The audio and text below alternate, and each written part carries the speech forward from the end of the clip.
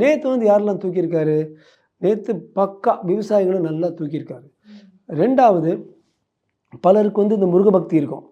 அந்த முருக பக்தி கேபிட்டலைஸ் பண்ணி கோயம்புத்தூரில் பார்த்தீங்கன்னா பழனி, சுவாமிமலை இதெல்லாம் அந்த பக்கம் தான் இருக்குது. ஸோ அந்த முருக பக்தரும் கேபிட்டலைஸ் பண்ணி அதை இழுத்துட்டார். ஃபார் எக்ஸாம்பிள் நான் ஆக்சுவலாக ஒரு சில விவசாயிகள்கிட்ட பேசினேன். இந்த மோடிஜியோட இந்த பிஎம் கிசான் இந்த திட்டம் வர்றதுக்கு வரைக்கும் 2000 3000 கிடைக்க வேண்டிய ஒரு விவசாயிக்கு 1200 தான் வந்து சேருமா.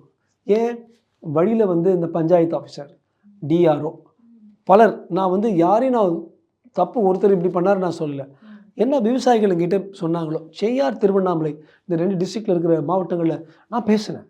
கிரவுண்ட் லெவல் என்ன நடக்குதுன்னு, ஏன் நீங்கள் இப்படி பண்ணுறீங்க, இவர் என்னமோ டிபிடி கொடுக்குறாரு, டைரக்ட் ட்ரான்ஸ்ஃபர்.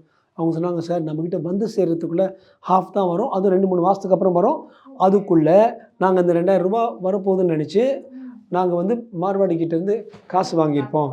அந்த 2 மாதத்துக்கு அந்த வட்டியும் ப்ளஸ் இவங்க வர்றதே 1200 வரும்பொழுது அதுவே எங்களுக்கு காலியாகிடும். இந்த மன அழுத்தத்தில் பல விவசாயிகள் வந்து தற்கொலை பண்ணிட்டு இருந்தாங்க.